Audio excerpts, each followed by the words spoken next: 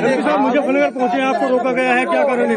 एक मिनट में शांत हो जाइए। कोई आइडिया क्या? हाँ जी बताओ। मुजफ्फरनगर आप पहुंचे हैं, आपको पुलिस द्वारा रोका गया है, आप जा रहे थे, क्या कारण है, क्यों? मुजफ्फरनगर बॉर्डर एरिया है क्या भाई?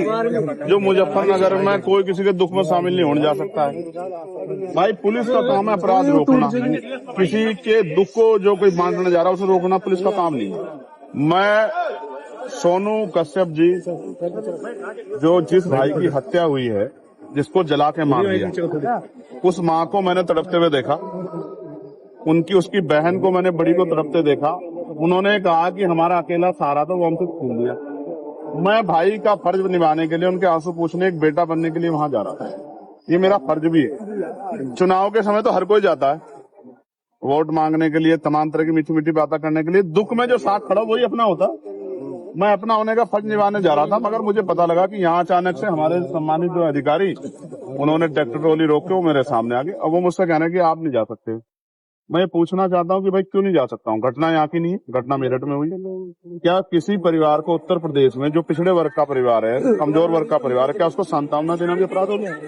तो मुझे सारी बात में एक चीज समझ आई है कि मैं राजनीतिक अछूत हो गया हूँ यहाँ उत्तर प्रदेश में। मैं किसी पीड़ित की आवाज नहीं उठा सकता। मैं आवाज उठाने जाऊंगा तो मुझे बंद किया जाएगा।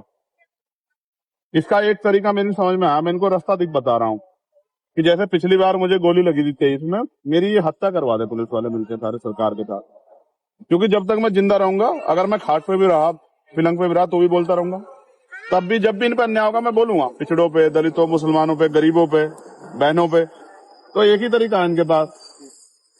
ये लोकतंत्र को कुचल रहे हैं, ये संविधान को चल रहे हैं, ये मेरी हत्या करवा दें। इसके बाद तो उनको शांति मिल सकती है, वरना जब तक मैं हूँ क्या तो ये जुल्म रोके।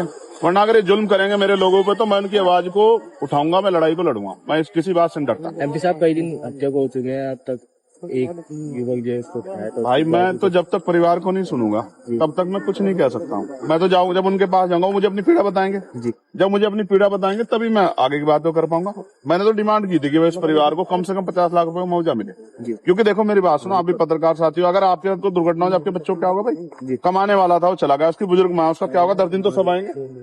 तो उसको 50 लाख रुपए मदद दो, एक सरकारी नौकरी मिले, और सबसे इम्पोर्टेंट है इस घटना की सीबीआई जांच हो। यही मांग उठा रहे हो। अब आप पीड़ित के यहाँ जाएंगे या यहाँ से वापस जाएंगे? आप बताओ मुझे। मैं जैसे आगे बढ़ूंगा तो मीडिया वाले कहेंगे पुलिस यार लड़ रहे हैं, तो मैं शांति से बड़े अधिकारियों को कह रहा हूँ कि वो मुझे अपनी गाड़ी में ले चलें जी, मोटरसाइकिल पे ले चलें। मैं अपने सब साथियों को वहीं रुके, मैं अकेला आदमी जाकर उनकी बात सुन के और उसको आगे आपके सामने बता दूं। इसके अलावा बताओ रास्ता क्या है लोकतंत्र में?